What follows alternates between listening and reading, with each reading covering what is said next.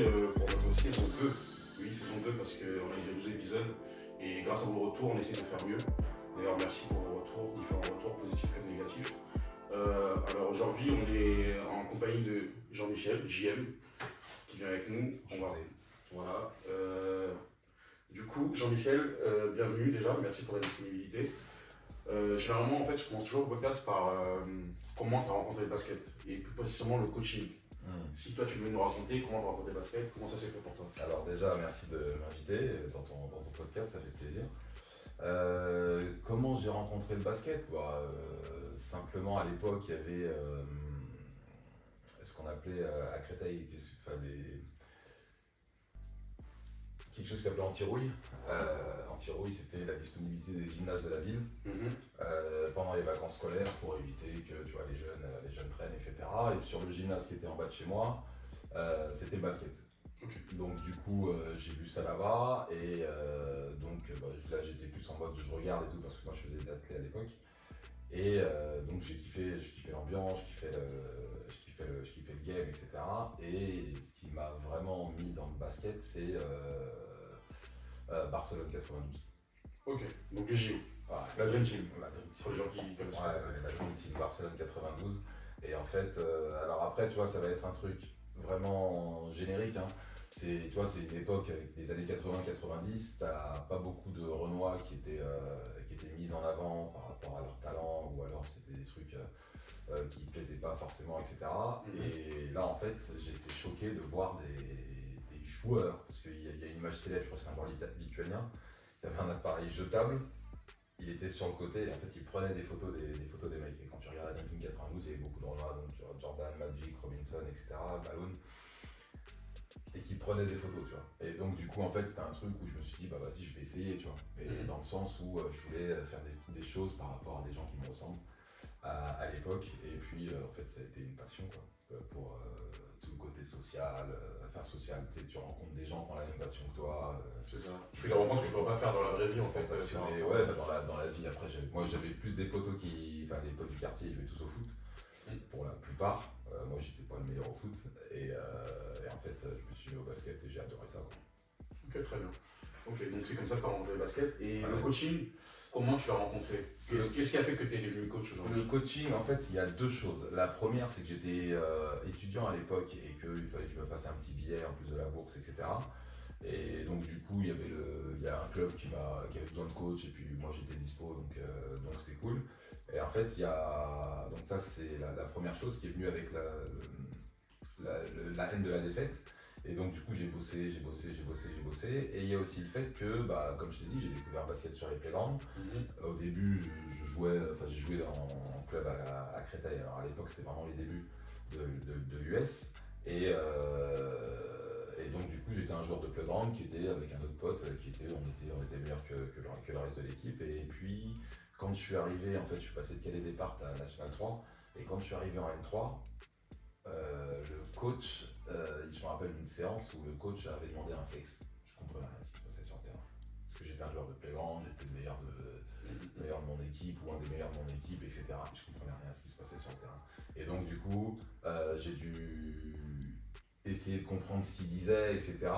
Et en même temps, comme j'avais une petite équipe, j'avais une équipe à côté, et du coup, j'ai bossé avec les moyens de l'époque. Pour être meilleur coach, pour pouvoir enseigner aux gamins ce que moi je ne comprenais pas. Donc ça c'est vraiment la fibre qui m'a amené là-dedans. Et donc comme je t'ai dit, l'opportunité qu'un club avait besoin de coach et mon haine de la défaite, donc le fait de bosser pour coacher. Et sur la première équipe sérieuse que j'ai eue, je termine champion U15 région. Donc du coup, après il fallait remettre le titre en jeu et donc il fallait bosser. Et puis comme je suis un peu, comme j'ai l'habitude de le dire, un peu geek, tu vois, sur les bords, j'ai bossé et puis pour atteindre un certain niveau et puis voilà quoi. C'est ce qui m'a amené là où je suis aujourd'hui. Ok, très bien. Du coup, juste pour développer un peu, déjà la partie flex, si tu peux l'exprimer de manière un peu vulgarisée, même si c'est très complexe. Ouais, non, c'est même pas très complexe, c'est juste que tu avais. En fait, tu fais un écran, tu demandes la balle, après tu ressors, et puis après tu reçois un écran et tu demandes la balle et tu ressors. Mais du coup, en fait, là aujourd'hui, je peux l'expliquer à mes gamins dans un aspect technique, mais moi à l'époque, il y avait que le ballon qui comptait.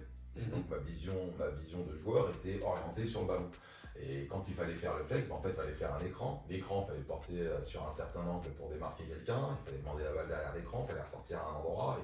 Et en fait, moi, dès que je touchais la balle, le système était mort. Donc du coup, en fait, même si tu as un certain ego et un certain caractère, en fait, je cassais la séance dès que j'étais sur le terrain à ce moment-là. Et c'était encore pire après, parce qu'on a changé de coach, je sais plus ce qu'il avait fait en termes de palmarès. L'année suivante, on change de coach, et le coach, il venait de U15 ou 18 France du PSG à l'époque.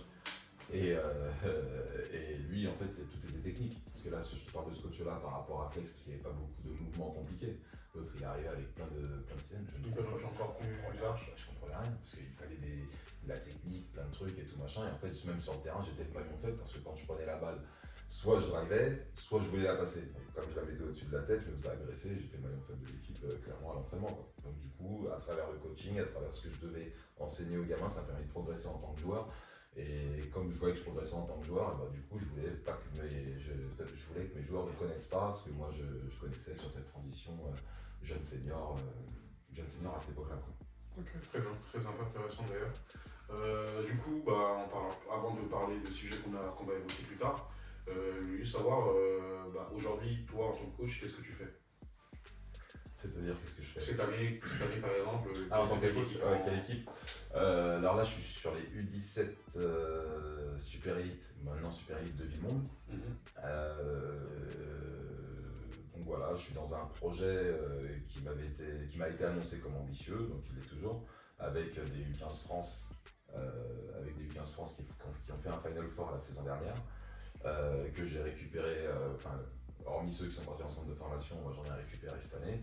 Et donc l'objectif est d'amener ces U15 France à être des joueurs intéressants pour du U18 France à terme. Donc 1 ou 2 ans, voilà. Et un truc à faire chaque année. Et dans le projet, il y a du senior ou pas encore?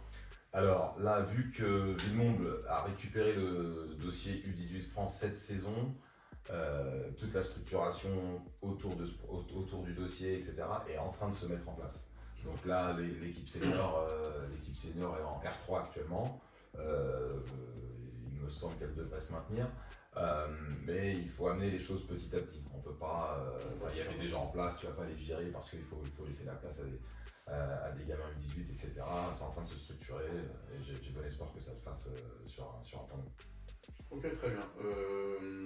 Du coup, si tu peux nous raconter un peu ta saison, en tant que coach, du coup, parce que beaucoup de coachs, on va dire, divisent une saison en plusieurs parties, et l'après-saison, toute la préparation, l'organisation et tout ça, la saison en elle-même, le découpage des séances et même des thèmes abordés dans la saison. Toi, comment tu l'as comment t'as mis ça en place cette saison-là? Alors c'est assez particulier parce que moi c'est assez particulier parce que moi du coup j'ai signé tardivement à Villemomble. Okay. Donc j'ai signé tardivement à Villemomble et donc du coup en fait moi j'ai récupéré vraiment une équipe, je connaissais personne, j'ai recruté personne, le recrutement avait été fait en amont. J'ai découvert les gars pendant la prépa, mais je ne savais pas quel était mon groupe, quel était le groupe U18. Et en fait j'ai vraiment fait connaissance avec eux lors du premier match amical. Donc ce qui s'est passé, c'est que sur le premier match amical, donc je découvre un peu les gamins. Je découvre aussi parce que là aujourd'hui, moi j'avais coaché des jeunes entre 2003 et 2007 je crois, et qu'aujourd'hui l'arbitre ne touche pas la balle en zone arrière, donc il a fallu s'adapter par rapport à pas mal de choses. Et du coup en fait moi j'ai découvert les gamins, je me suis aperçu et j'ai cette fibre-là de développer des mecs de 1 contre 1. Parce qu'en fait, j'avais des U15 France qui, eux, donc comme c'est pas les mecs qui sont partis en centre de formation, qui sont pas les plus grands, et j'avais également des mecs athlétiques, mais qui venaient de départ. Donc du coup, en fait, par rapport à ça, je vais pas dire que j'ai nivelé ou par le haut, par le bas, pas du tout. J'ai un groupe super cette année. Et ce que moi, ma philosophie, c'est de développer le 1 contre 1 chez les joueurs et de mettre en perspective le 1 contre 1 dans le jeu collectif. Et donc là, cette saison, comme l'arbitre ne touche pas la balle en zone arrière, j'ai décidé de travailler beaucoup sur le jeu rapide, beaucoup sur la transition, donc tout ce qui est situation de surnombre, etc. Et donc du coup on a fait d'abord du 1 contre 1 lancé. On a travaillé d'ailleurs sur l'intensité, parce que les gamins ont tendance à se relâcher. On a travaillé sur l'intensité, sur les zones de décision, sur le 1 contre 1, sur le 1 contre 1 lancé, donc déjà développer les qualités de 1 contre 1, et puis après avec le 1 contre 1 lancé, il va leur expliquer comment faire la différence, comment exposer cette différence. Et là on est dans une phase où on met le 1 contre 1 dans une perspective de 5 contre 5. Okay. Quand je parle de 1 contre 1, je parle de côté offensif et défensif. Donc du coup, je veux des joueurs de 1 contre 1 technique. Et quand je parle de technique, c'est pas forcément, ce sera pas Teodosic ou De Colo, mais que au moins ils puissent finir des deux mains, qu'ils puissent changer de main des deux mains, etc. Là, ça c'est vraiment le point d'orgue de la saison, et j'insiste vraiment là-dessus, de manière à ce que quand ils arrivent en U18, s'ils y arrivent, et ben qu'ils soient capables d'exploiter les situations qui leur sont proposées. J'insiste beaucoup sur la lecture de jeu, pas nécessairement dans des systèmes. On a deux formes de jeu aujourd'hui, mais là, sur la première phase de la saison, on a joué sur une forme de jeu. Et je me concentre beaucoup et énormément sur tout ce qui est fondamentaux individuels. Et là, on est en train de le mettre en perspective dans le jeu collectif. Donc là, on instaure tout ce qui est attrapé, les décisions, la rapidité de décision, l'agressivité, le fait de ce qu'on appelle vulgairement lever la tête, mais en tout cas, en fonction des rotations défensives, pouvoir choisir la bonne personne, etc. Choisir le bon joueur, que le bon joueur puisse exploiter le décalage en fonction de ses qualités. Donc voilà, j'insiste beaucoup là-dessus, mais la base vraiment c'est le 1 contre 1. Donc là j'ai instauré depuis janvier, sur la première partie de la saison, donc je te parlais d'intensité et de zone de décision. Donc ça c'était la première chose, on avait une seule forme de jeu. J'ai instauré une deuxième forme de jeu avec des écrans non porteurs, parce qu'on a fait plus du pick and roll, plus des écrans non porteurs sur une deuxième partie de la saison. Et là on est dans la perspective justement, maintenant qu'on a les deux formes de jeu, les deux principales formes de jeu d'ailleurs dans le basket, on essaye de trouver différentes solutions. Je travaille beaucoup sur tout ce qui est animation, qui sont inhérentes au 1 contre 1, après la création de décalage. Donc ça c'est le travail de la saison. Et en fait on s'était mis d'accord avec le coach des U18 France initialement, pour que plutôt que de copier les systèmes, en sachant qu'on n'est pas du tout dans le même championnat, puisqu'en U18 France il touche la balle en zone arrière et qu'en U17 il ne la touche pas. Donc le nombre de possessions sur jeu rapide est beaucoup plus importante sur le championnat U17. Voilà. Et au final, on s'est mis d'accord sur des principes, sur les écrans non porteurs, donc sur tout ce qui était pic, prise de pic, lecture de pic and roll, donc balle en main, ou sur tout ce qui était prise d'écran non porteur, qu'au moins les gamins quand ils vont en U18 ils aient les notions et les solutions, après par rapport au championnat, des solutions par rapport à leur gabarit et par rapport à leur championnat. Comme ça après c'est beaucoup plus facilement transposable en U18. Ok, très bien, je vois. Et du coup, tu l'as abordé brièvement. Je veux te parler de ta philosophie en tant que coach, avec tout ton vécu de joueur, coach, avec on va dire tout ce qui vient s'additionner à ça, de ton vécu personnel en tant qu'être humain, de manière générale et tout ça. Aujourd'hui, au-delà de l'effectif que tu peux avoir, comment tu définirais ta philosophie générale? Alors, initialement, je t'aurais dit up-tempo, mais bon, aujourd'hui la pace, le rythme de jeu, le nombre de possessions est extrêmement important, donc je ne pense pas être révolutionnaire, mais c'est ce que j'aime. Moi je me rappelle d'une anecdote, d'une interview de Jean-Denis Choulet, il était déjà coach de Rouen à l'époque, il termine champion de France, et il te dit, je vois pas pourquoi est-ce que je ferais des systèmes pour avoir un tir ouvert, s'il peut avoir un tir ouvert au bout de 3 secondes. Et donc voilà, moi dès qu'il y a un tir ouvert, tu le prends, en fonction de tes qualités, etc. Donc ça peut être ouvert pour un shooter au bout de 3 secondes, et il peut y avoir une pénétration ouverte pour un très fort slasher ou joueur de pénétration au bout de 3 secondes. On n'a pas besoin d'attendre le système. D'ailleurs ça c'est une des galères, parce que les gamins sont tellement habitués à jouer sur système, que quand on a commencé au début, les mecs ils vont demander mais on n'a pas de système pour jouer, on n'en a pas besoin. Et comment dire, et que ils ont fini par comprendre, et aujourd'hui ils sont à l'aise là-dedans. Et donc du coup ça c'est la première chose parce que tous les joueurs là, que j'ai pu coacher initialement, ils sont toujours habitués à jouer sur système. Et moi ce que je veux c'est donner un maximum de liberté aux joueurs, à mon équipe, mais en leur donnant suffisamment de billes pour qu'ils puissent interpréter les différentes situations à leur avantage. Donc ça c'est vraiment voilà, le truc up-tempo entre guillemets, mais après up-tempo d'aujourd'hui ça ne veut plus rien dire. Mais voilà ce truc là. Alors initialement j'aimais beaucoup tout ce qui était de jeux avec beaucoup de passes, etc. Passing game. Ouais, beaucoup de passing game. Mais dans le jeu d'aujourd'hui où tu vois qu'on joue beaucoup sur un seul temps fort et après on exploite le temps fort, et bah aujourd'hui j'en suis un peu revenu, tu vois. J'étais vraiment sur un truc où renversement de balle et après le renversement on commence le temps fort, etc. Là j'y suis un peu revenu. Mais concrètement, ce qui me définirait aujourd'hui, ça serait vraiment développer le 1 contre 1 chez les joueurs et leur offrir un maximum de liberté pour que d'eux-mêmes ils puissent exploiter les situations. Ok, très bien, je vois. Et j'avais une question supplémentaire, c'est en tant que coach aujourd'hui, tu penses quelle est la part d'importance, quelle part d'importance on doit donner au fait qu'un coach, pour moi, doit pouvoir être capable de s'adapter à son groupe au-delà de sa philosophie. Comment tu le vois toi en tant que coach? En tant que coach, c'est le boulot principal. Si je prends une expérience que j'ai eue, par exemple à Juvisy, quand j'arrive, le président me demande de former des jeunes.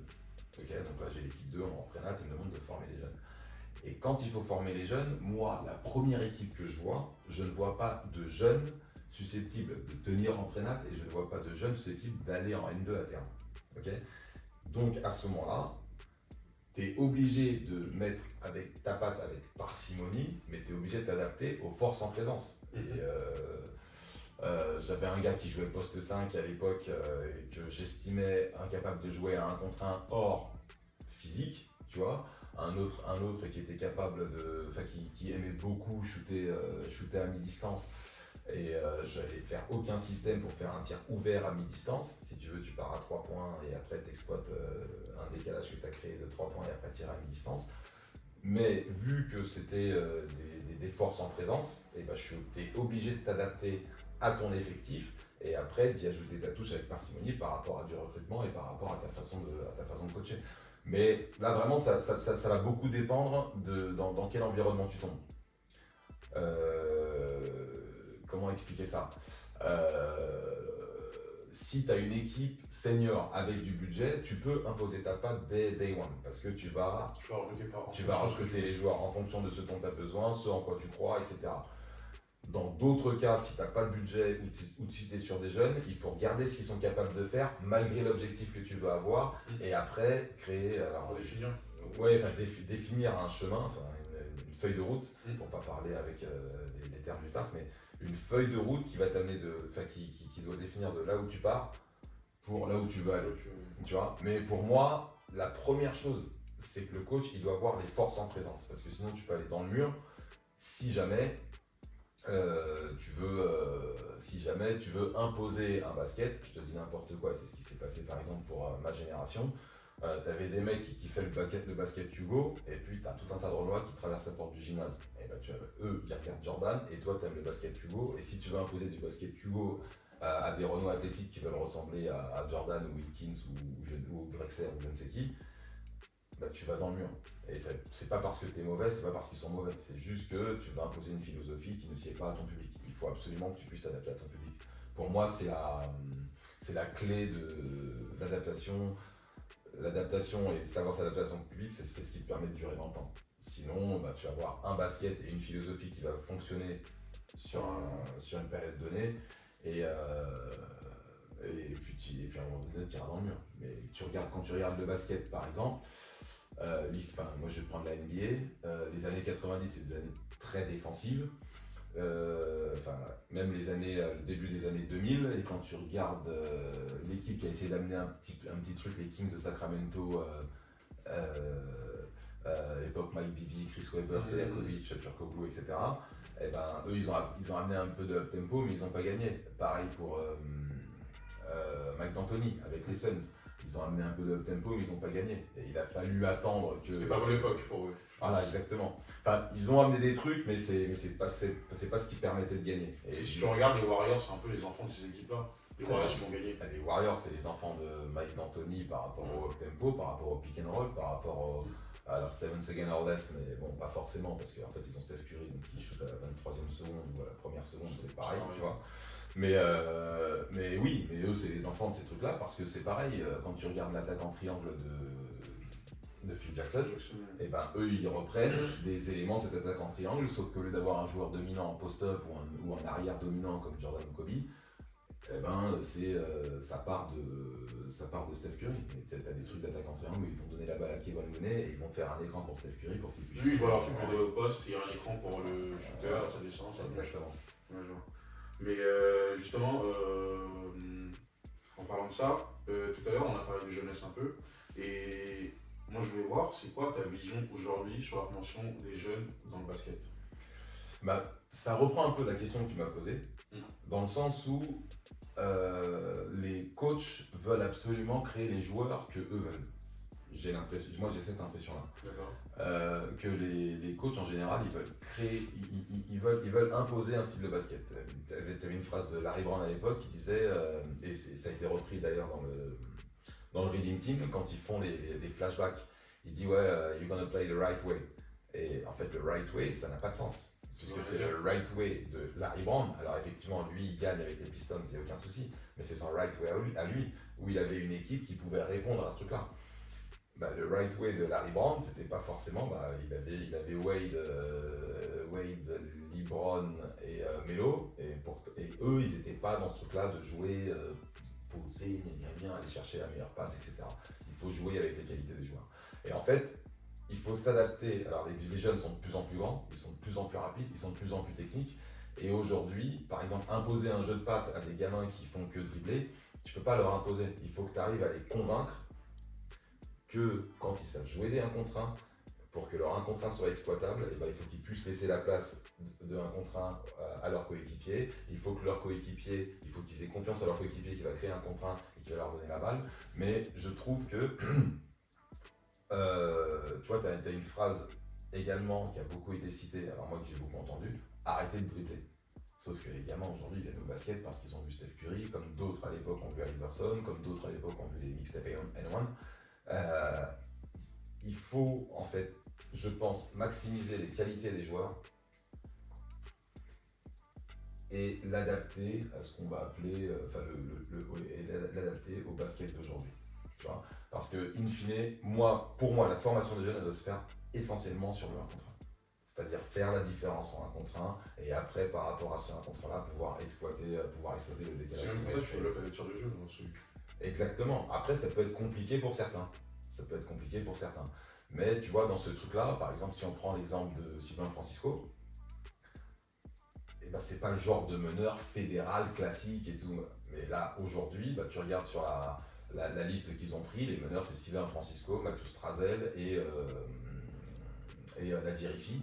C'est pas des joueurs conventionnels, ce sont pas des joueurs qui sont passés par des centres de formation français, c'est des joueurs qui ont cru en leur profil. Et moi je pense que plutôt que d'exclure certaines catégories de joueurs, parce que nous on va absolument créer des joueurs grands, c'est un sport de grand et un sport d'adroit, mais plutôt que d'exclure certaines catégories de joueurs, il faut voir l'efficacité. Là, c'est bien aujourd'hui on a les stats avancées, mais voir l'efficacité. Et si un Sylvain Francisco, il est capable de jouer comme ça, d'être efficace comme ça, et ben là tu vois que là au Bayern, on garde ses qualités et on essaye de le driver vers un jeu un peu plus. Moi, je trouve qu'il est très bien coaché au Bayern.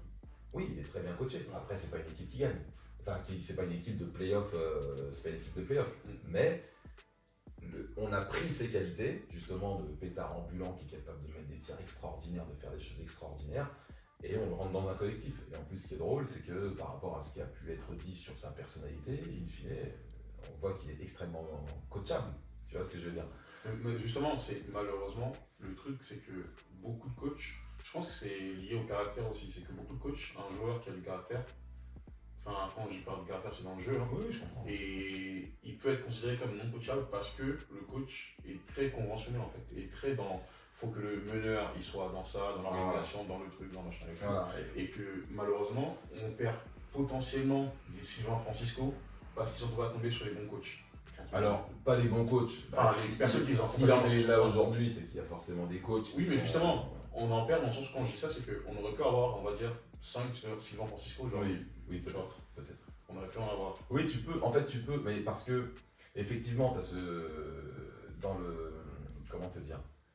Dans la formation des jeunes, si on prend des jeunes en sachant déjà ce qu'on veut en faire, et si tu ne lis pas ce que tu disais tout à l'heure, si tu ne lis pas ce qu'il fait aujourd'hui et que tu n'amènes pas ce qu'il.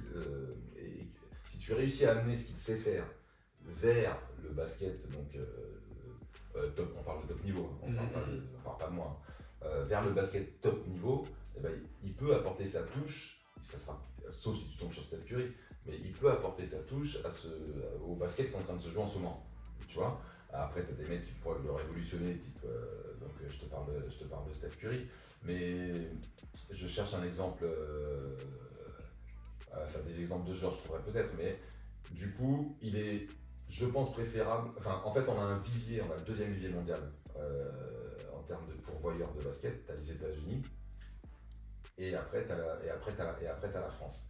Et en fait, il y a tellement de joueurs en France que quelle que soit la façon de former, tu sortiras des joueurs. Il y a forcément des joueurs qui sortiront. Oui, qui vont sortir. Mais de quelle manière? Voilà, et après, effectivement, c'est de quelle manière. Et donc là, tu vois, en début de saison, là, en NBA, on déplorait le fait qu'il y avait 3 joueurs qui jouaient et que le reste, ils étaient en NBA, ils avaient un contrat, etc. C'est des choix professionnels de ces mecs-là, etc. Mais je pense qu'on est capable de fournir un nombre incalculable de joueurs, mais il faut qu'on puisse adapter la formation française qui peut être très très bonne aux joueurs que l'on a. Et j'ai l'impression que c'est ce qui se passe en ce moment. Justement, j'allais rebondir là-dessus parce que pour moi, c'est un sujet, on a des groupes en commun, on discute en de basket et tout ça, et c'est un sujet qu'on a abordé quand même il y a pas mal de temps, où on a l'impression que le processus pour arriver au haut niveau ou même les types de formations proposées ne sont pas adaptés au public. C'est exactement ça. Qu'on a aujourd'hui. C'est exactement ça. En fait, ce qui se passe, moi je te parlais d'adaptabilité tout à l'heure, et il fut un temps où pour percer ou pour être les meilleurs jeunes devaient aller à l'INSEP. Et à l'époque, ils te vendent une INSEP. Alors aucun dénigrement des joueurs avant, tu vois, mais ils te vendaient l'INSEP par rapport à Tony Parker. Et en fait, à Tony Parker, Boris Dio, Ronny Turiaf, Moïse qui est passé un peu, tu vois, qui eux te vendent, qui sont les têtes de gondole de cette formation française. La vérité, c'est que, ce que je pense, c'est que en fait, tu avais une formation, l'INSEP, qui existait, et tu avais des joueurs qui étaient capables de s'adapter à ce que l'INSEP pouvait enseigner, mais qui ont réussi à garder leur identité. Exactement. Voilà. Je trouve que c'est ça la différence en fait. C'est exactement ça. Et quand tu regardes après, les mecs qui sortent, là c'est sur cette époque-là par exemple, Tony Parker, Boris Dio, Edwin Jackson, après si on prend jusqu'à Evan Fournier, et ben en fait tu prends 4 fils de pros. Donc 4 fils de personnes qui peuvent te dire prends ça n'écoute pas.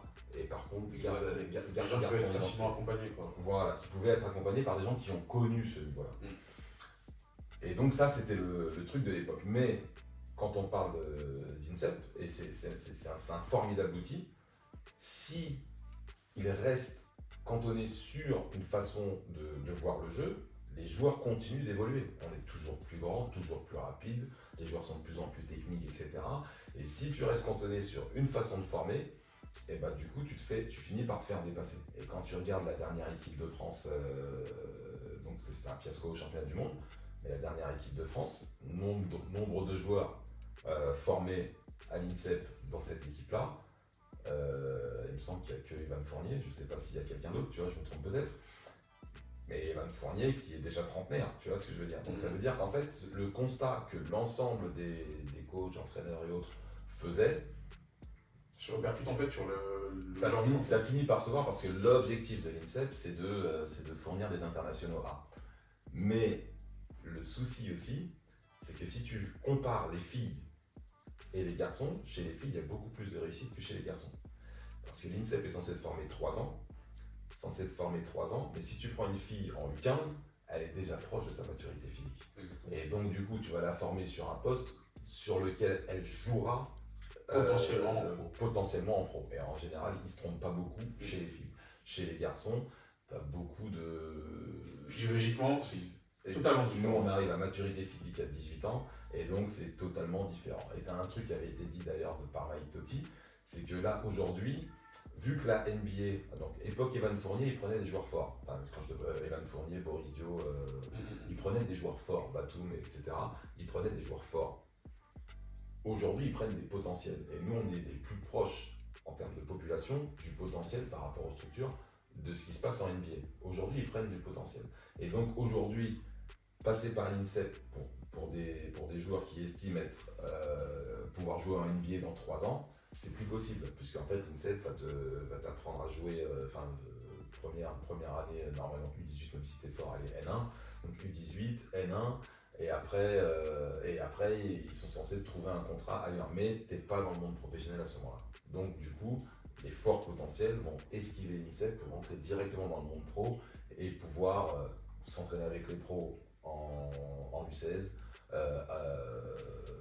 s'entraîner avec les espoirs, jouer en espoir, s'entraîner avec les pros, puis s'entraîner complètement avec les pros et avoir les clés de l'équipe, type Rizaché cette année, Wembanyama la saison précédente, donc Salin qui a profité d'une opportunité,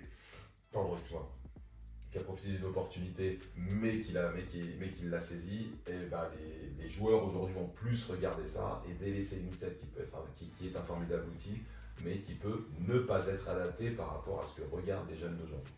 Et dans la formation française, dans la formation des joueurs français, il faut en fait être ouvert à l'ensemble à la disparité des possibilités qu'on peut avoir. De profil. Tu peux très bien jouer à la Lugo de l'époque, tu peux très bien jouer à l'Espagnol de l'époque, et tu peux aussi essayer de trouver un style de jeu français qui va te permettre de dominer en jeune, mais également de pouvoir dominer sur le plan national A.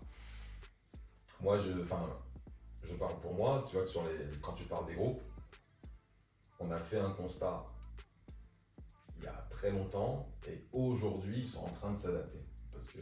Moi justement, par rapport là-dessus, je sais que, je crois que c'est 2019, on a eu beaucoup de championnats de jeunes, championnats du monde jeunes. Je les regarde tous donc.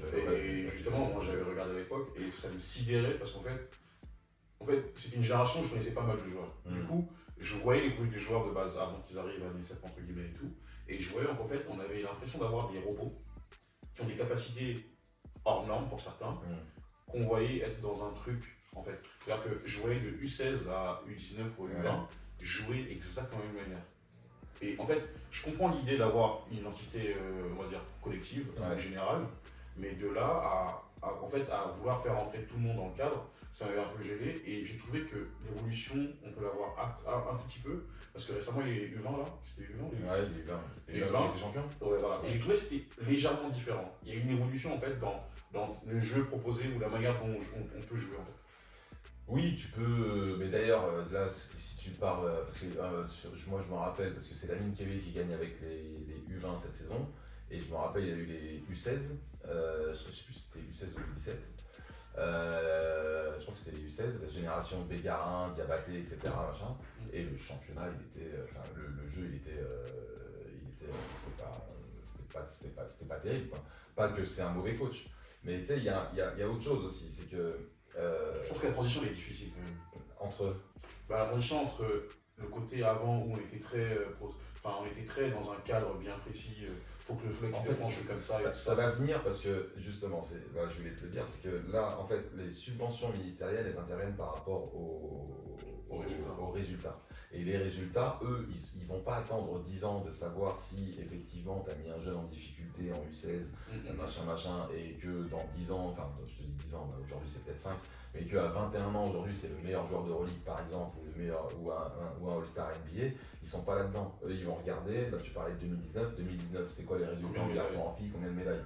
Et donc du coup en fait tu vas mettre des contraintes à des coachs qui peuvent être formidables, comme Lamine Kébé, où en U16 il a fait jouer qui il a fait jouer, et qui là en U20 en fait avec des mecs qui sont déjà dans le monde pro, arrive à, comment te dire, gagne une médaille avec un jeu qui était, franchement, c'était agréable, des mecs agressifs, des mecs contents, des mecs qui participent, une équipe collective, alors qu'ils ont mis des tôles à quasi tout le monde, tu vois.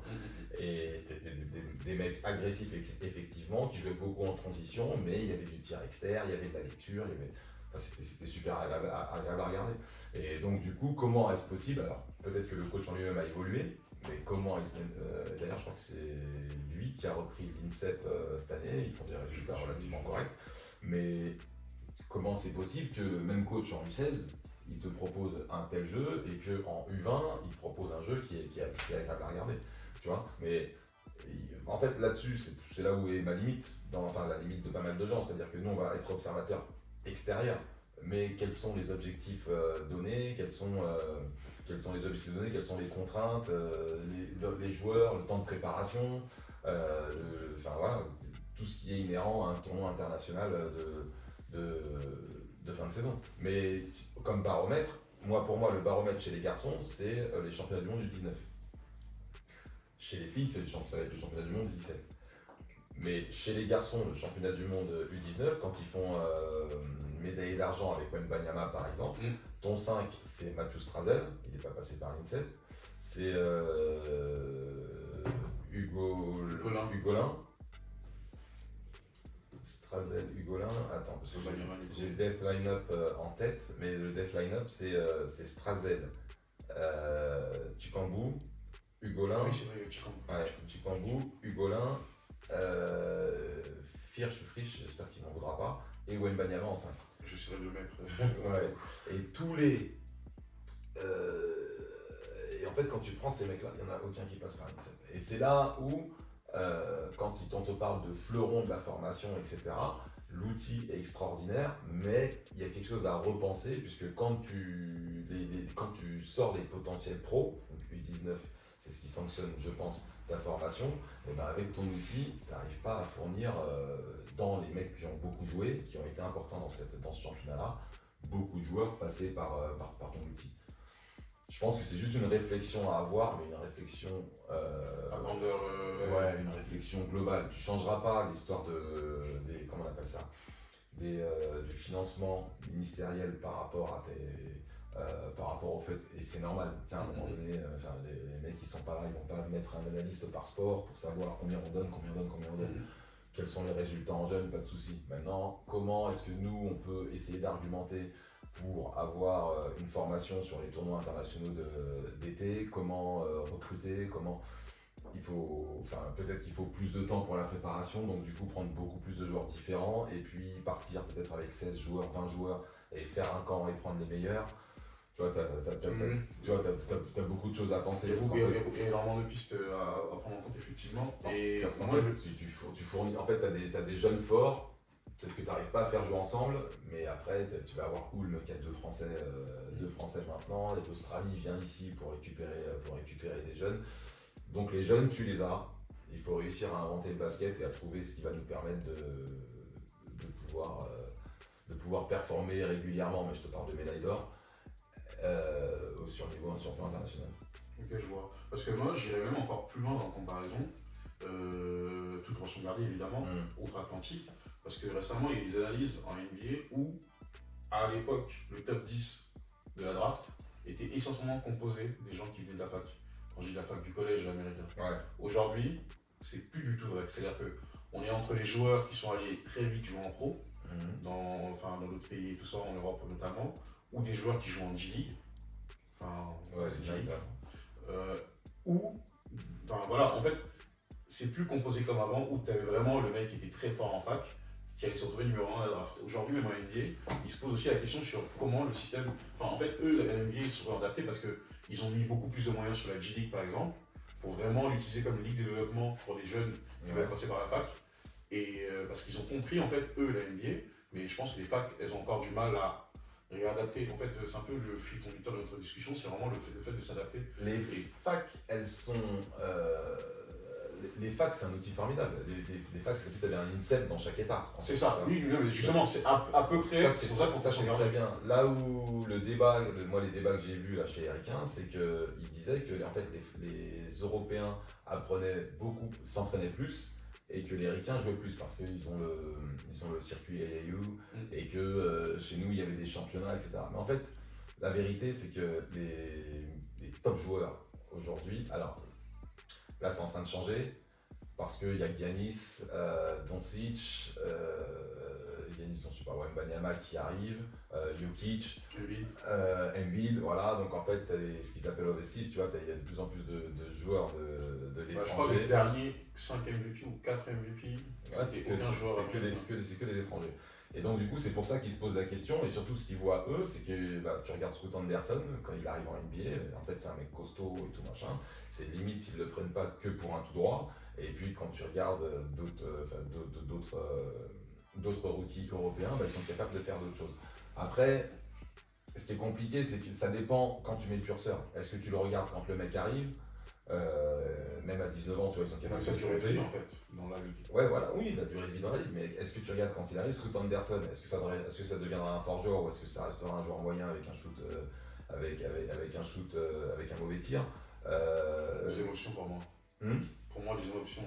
Pour moi, ça restera le joueur que c'est. Peut-être, mais tu sais pas si, là, moi, je vois Bilal Koulibaly pendant les playoffs des Mets, c'est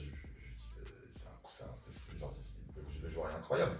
Maintenant, comment tu fais pour faire la transition en NBA et puis même en NBA, est-ce qu'il vaut vraiment le fait d'avoir été sélectionné en 7 ou quoi? Ça, en fait, tu le vois plus tard parce que t'as d'autres trucs qui viennent mais t'as quand même des indicateurs, tu vois. Tu le vois pas forcément comme ça, mais en regardant ton coach, tu as des indicateurs. Tony Parker, fin de premier tour. Et en fait, c'est un des meilleurs meneurs de l'histoire.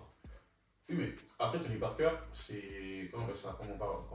Après, on digresse un peu, mais c'est un peu ce qu'on appelle les styles de draft. C'est-à-dire que les Tony Parker, entre guillemets, je vais pas dire Tony Parker, il y en a beaucoup. C'est-à-dire qu'il y a quand même, Ginobili, c'est pas non plus drafté très haut. Mais c'est juste que, tu sais, par rapport à la manière dont tu scoutes.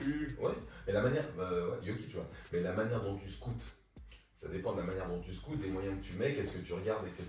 Et après, si tu parles de Tony Parker, par exemple, les scouts, les Spurs, c'est l'un des meilleurs scouts, enfin à l'époque en tout cas, c'était l'un des meilleurs scouts en NBA parce que eux ils allaient beaucoup plus loin que les circuits collège. C'est-à-dire que c'est pour ça, tu vois, quand là aujourd'hui chacun est dans une révolution parce que nous en France on a un vivier exceptionnel et tu vois que c'est en train de changer par rapport à pas mal de choses.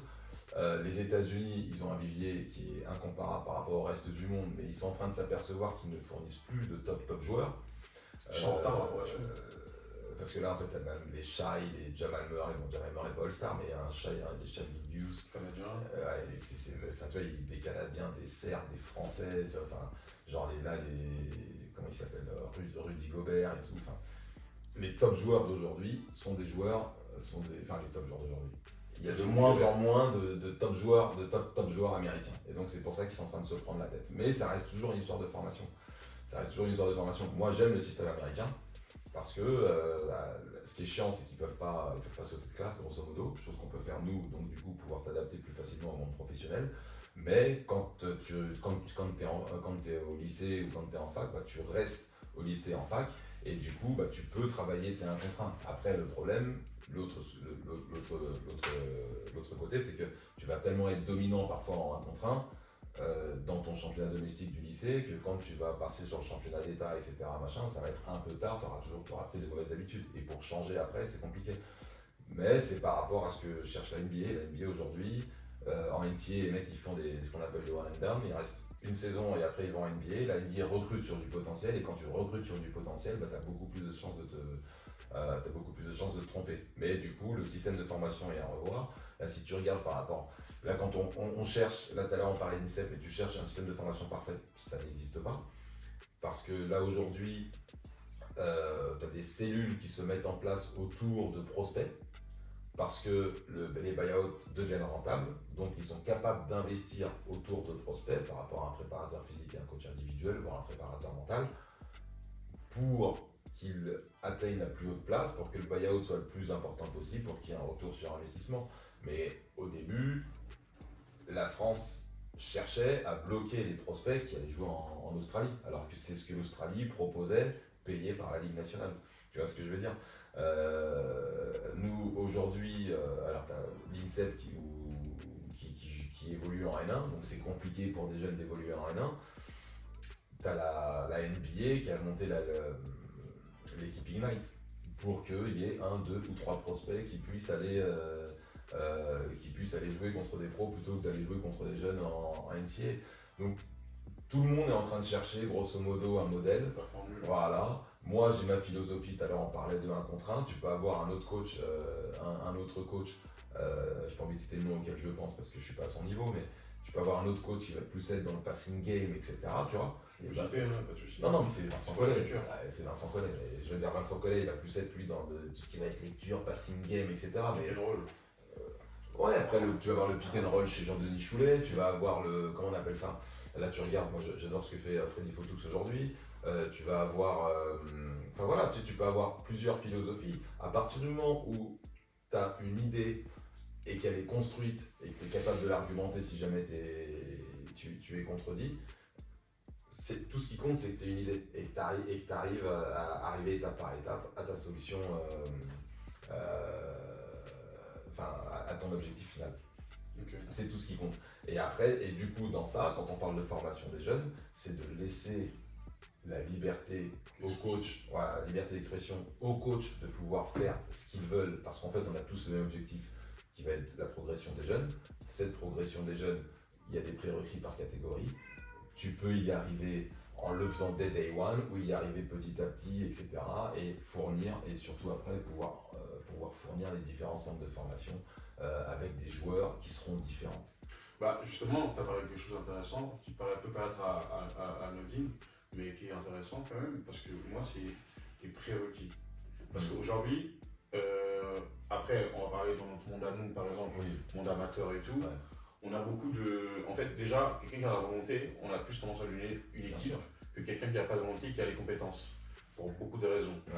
Et aujourd'hui je pense que parfois la volonté prime par rapport aux compétences, parce que moi je pars du principe qu'à partir du moment où on laisse un coach avec 10 gamins, 15 gamins, on est responsable de ces gamins-là.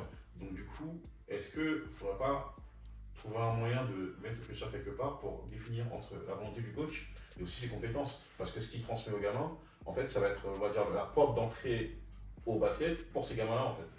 Et pour moi, c'est super important. Ouais, mais c'est aux gens qui mettent le coach en place de vérifier si les prérequis sont... Et de définir les prérequis. Oui, tu les définis, tu peux avoir un projet de jeu, des prérequis par rapport à chaque catégorie, etc.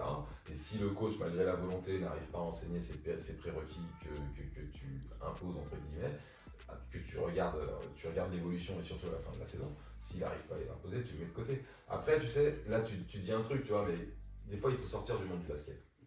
Dans le sens où, quand quelqu'un te dit oui, j'ai la volonté, mais il n'a pas les compétences, est-ce que toi tu vas confier, enfin moi je suis en finance de marché, après, voilà. Absolument pas. Moi, si je te parle de moi, moi jamais je ne connais quelqu'un qui n'a pas de compétences. Est-ce que tu vas confier ton portefeuille, est-ce que tu vas demander la gestion de ton portefeuille à quelqu'un qui a la volonté mais pas les compétences, qui ça se trouve peut les développer plus tard, mais toi-même tu ne seras pas rassuré. Le risque est beaucoup trop élevé. Voilà, et donc du coup, le donner ce qu'il faut, c'est pouvoir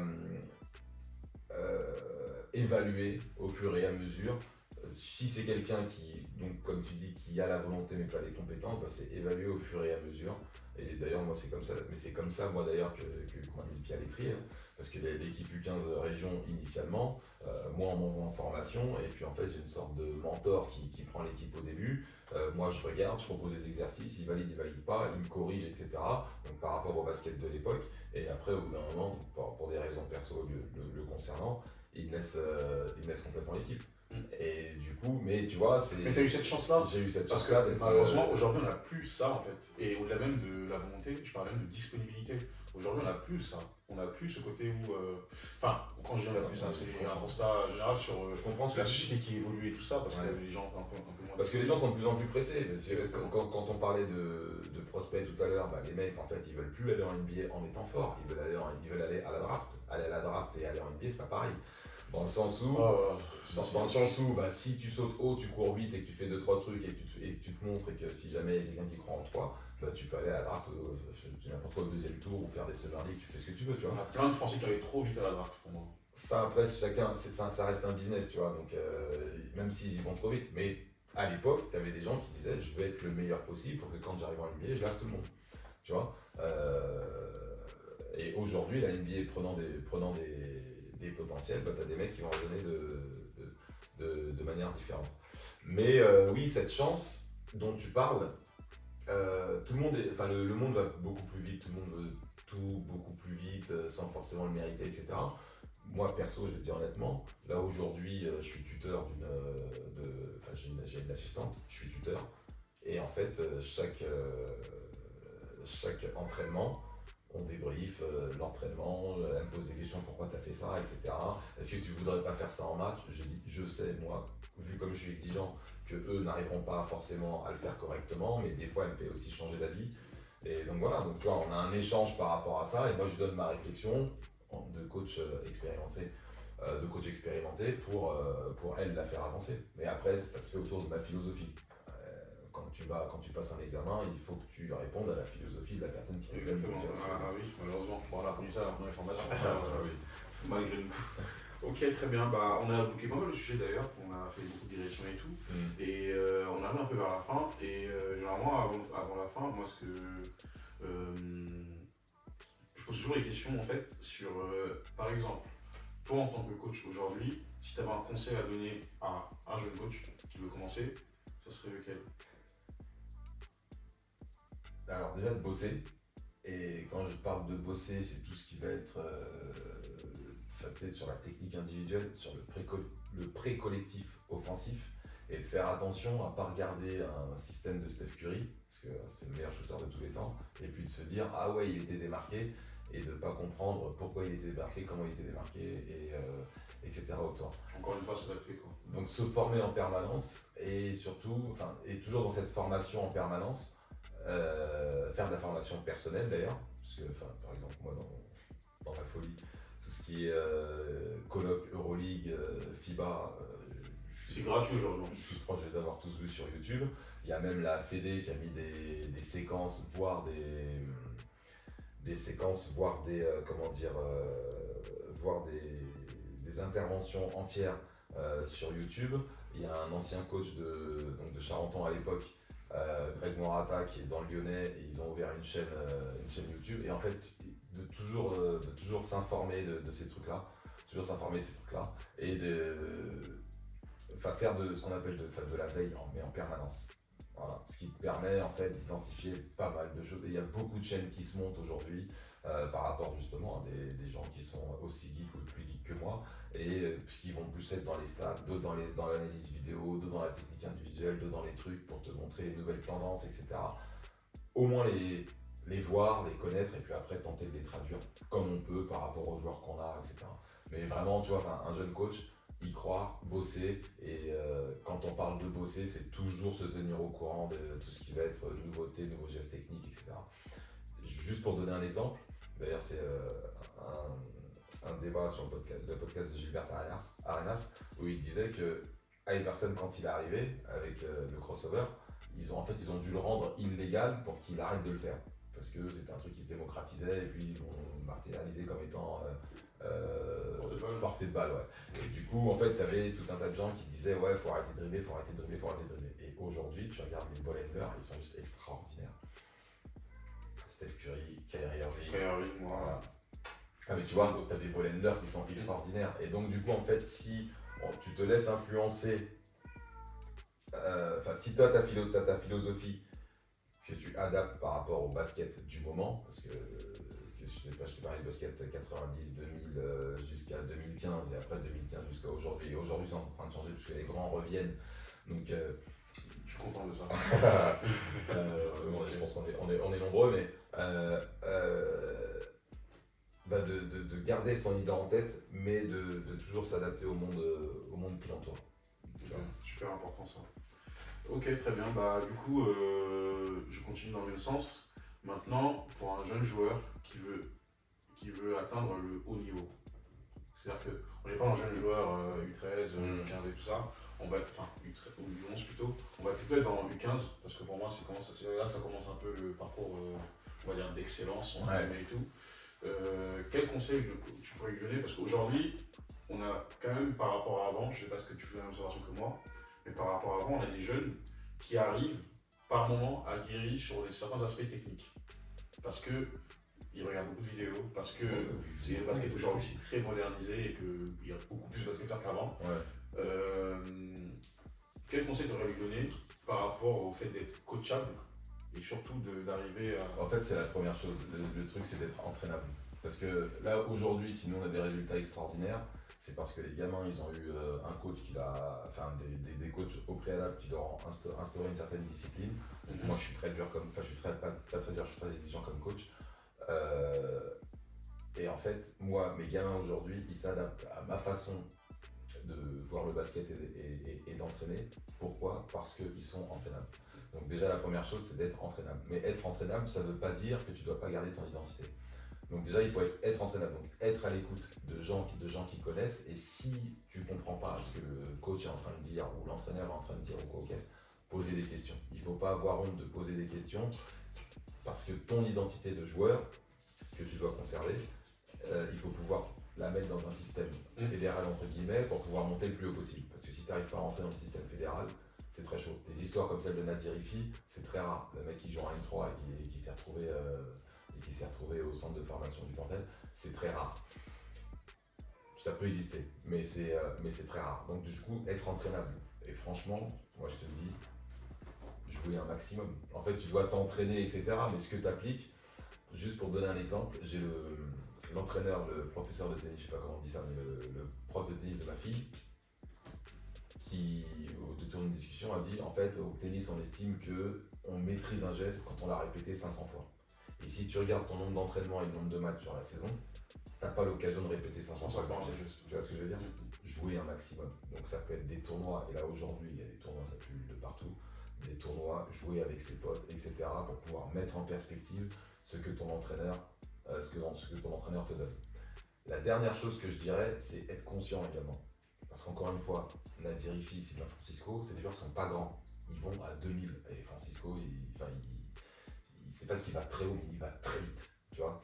Donc les qualités d'explosivité de ce genre de joueur, ou les qualités de vitesse de ce genre de joueur, ça peut être également très rare. Il faut être conscient qu'il y a une donnée physique au basket. Le basket, c'est un sport de joueurs grands et adroits. Et du coup, il faut aussi être capable de savoir qu'en fonction de son poste et de sa corpulence et de sa taille, est-ce qu'on peut arriver au plus haut niveau ? Maintenant, il y a un truc qui est super important, c'est que ça reste du plaisir. Et que donc, c'est pas parce que tu ne deviens pas pro que nécessairement tu dois obligatoirement arrêter de jouer au basket. Parce que l'esprit de camaraderie, il y a pas mal de choses qui sont... Voilà. En fait, c'est prendre du plaisir au basket, prendre du plaisir, être entraînable, appliquer le maximum que tu peux ce que t'enseigne ton coach. Voilà, c'est vraiment les trois. Et être conscient par rapport à son gabarit, par rapport à son physique. Ses capacités. Ouais, voilà. Enfin, ses capacités, après, on peut parler de capacités techniques, mais. Oui, mais plus déjà. Il y a forcément une notion physique dedans. Si t'es petit, il faut être très large, ou alors il faut réussir à être très grand. Si tu arrives à être grand et large, c'est parfait. Avoir une certaine mobilité, une certaine envergure, des qualités athlétiques. Il y a quand même certaines notions qui ne trompent pas, quoi. Ok, d'accord, très bien. C'est noté. Ok, très bien. Du coup, là, on arrive un peu sur la fin et tout. Toi, en tant que coach, ce serait quoi tes ambitions ? Là, aujourd'hui, Jean-Michel, il coach U17 à Villemomble. C'est très bien. Mais dans un futur proche, ou même... Dans un futur proche ou lointain, franchement, j'aimerais... tu vois, franchement, j'ai réussi un projet de post, enfin, j'ai appelé post-formation à Juvisy, où je prenais des U20 et je prenais vraiment des jeunes joueurs que je faisais jouer en prélat, tu vois. Et ben en fait, ça serait pérenniser ce truc-là. Alors après, là, c'était du U20 prélat, si c'est du 18 N3 ou une équipe 2 en N2, tu vois. Mais bon, ce que j'aimerais, il y a deux choses que j'aimerais, pouvoir travailler avec des jeunes seniors pour continuer, pour les aider à faire la transition entre le basket de jeunes et le basket après N2, N1, Pro A, NBA. Voilà. Mais ce que je kifferais vraiment, ça serait monter un projet de toute pièce ou être directeur de centre de formation ou monter un projet, tu vois, francilien avec tout le potentiel qu'il y a en Ile-de-France et de pouvoir imposer une identité de jeu et réussir à faire monter des joueurs dans cette identité de jeu francilienne. Ok. Tu vois. Et ça, c'est un truc faisable. Oui, c'est largement faisable. Après, il faut Les moyens qui vont avec. le moyen, le bon club qui est placé au bon endroit, etc. Tout ça compte, c'est le Et voilà. Et ça, franchement, ça serait un vrai kiff parce que j'ai vraiment beaucoup aimé ma période à Juvisy où t'as des mecs, quand ils sont arrivés, on dit mais il est nul, lui, qu'est-ce qu'il fait? Et puis en fait, le mec s'impose, enfin, arrive à jouer en N2. Aujourd'hui, alors, ils sont redescendus malheureusement, mais peut être un joueur de N3 ou tu vois, sur Juvisy, la plus grosse fierté qu'on a eue sur cette période-là, quand j'y étais, c'était de récupérer un mec qui jouait poste 5 en U20 départ. Et aujourd'hui, il est en passe de jouer le trophée du futur à Monaco, tu vois. Et ça c'est un kiff. C'est aussi ça qui donne de la force en fait. Ouais, ça c'est un kiff. C'est ça qui nous nourrit. Tu récupères un mec, toi tu le prends pour la prénate, finalement il termine la saison en N2 et après la N2 il arrive à être espoir. Encore une fois, ça c'est un truc qui est vraiment très rare parce qu'on est tombé sur un profil vraiment exceptionnel, tu vois. Mais voilà, tu vois. Il y a eu du travail. Ouais, il y a eu du travail, et lui il était entraînable, et il jouait tout le temps, et tout ce que je te dis, il rentre dedans, avec les qualités athlétiques, physiques en plus et tout, c'est genre, juste un joueur extraordinaire. Et du coup, là aujourd'hui, Monaco est très bien placé en espoir, ils sont en poste de jouer le trophée du futur, le mec en 2 ans, grosso modo, 2 ans et demi, il sera passé de U20 départ à peut-être jouer le trophée du futur demain. Et ça, tu vois, et justement, on en discutait avant de commencer, mais c'est pas placer le résultat tout en haut, c'est placer la progression des joueurs. Parce que comme je te disais, j'ai gagné le championnat en U15, je sais plus si c'est en 2004 ou 2005. Là, je le dis aujourd'hui, mais tout le monde s'en fout, personne s'en souvient, tu vois ce que je veux dire. En revanche, moi, tu vois, ce gamin-là, on s'est maintenu en prénat avec ce gamin-là, il a joué en N2 un an après avoir joué en U20 départ en étant poste 5. Le mec, il était poste 3 en prénat et il est parti en centre de formation pour être poste 3. Et ben, le fait d'avoir mis la progression des joueurs comme étant le point principal, l'objectif principal, et ben tu as plus de reconnaissance sur du plus long terme, à savoir que ce mec-là, peut-être que comme Mouenbanyama a parlé de Karim, tu vois, ça c'est une dinguerie quand même, tu vois. Mouenbanyama, ouais, comment vous avez appris ça? Bah en fait c'est mon coach de U13, Karim, qui m'a laissé de la liberté. Pour moi, en tant que coach, il n'y a pas de meilleure récompense. Exactement. Le joueur, tu l'as accompagné, tu l'as amené à un certain niveau, et dans ce niveau-là, lui, t'as pas oublié, et ben c'est un titre qui est beaucoup plus honorifique que de gagner le championnat parce que tu as défendu en 1-3-1 pendant. Moi, c'est ma philosophie, c'est ce que j'aime. Et c'est ce que j'aimerais pérenniser en tout cas. Ok, très bien. C'est tout le mal que je souhaite en tout cas. Et appelle-nous, hein, on est toujours là. Pour des projets comme ça, on peut tourner là. Ah, s'il y a quelqu'un qui écoute et qui a un projet comme ça à proposer, je vais pas hésiter. Il y a des gens, en tout cas, il y a des gens motivés, ça c'est sûr. Et du coup, pour finir, est-ce que tu as des projets à venir, que ce soit dans le basket ou pas dans le basket, ou en tout cas liés au basket et tout ça, à partager avec nous? À partager avec vous, je vais pas me porter l'œil, donc voilà, là il y a juste un voyage que j'envisage là d'ici peu, pour une connexion, mais du coup je suis pas trop développé parce que je vais me porter l'œil. Et non, là le seul truc c'est d'amener un maximum de mes joueurs en U18 France la saison prochaine. Hein. Voilà, ça c'est déjà un gros boulot. Tu vois. Ce serait une bonne chose d'un point de vue club et même d'un point de vue formation. Oui, c'est ça. Non, mais t'as la satisfaction personnelle de voir les gamins d'où ils partent et où ils arrivent, d'en avoir un maximum en U18 France. Après, pour le championnat, on verra si on fait Final Playoff, on y sera, mais Final Four, le titre, on s'en fout, mais c'est vraiment la progression de mes joueurs et d'en voir un maximum la saison prochaine en U18 France chez nous, ou si vraiment ils explosent dans un centre de formation vraiment top niveau qui pourra les amener à réaliser leurs rêves. Ok, très bien.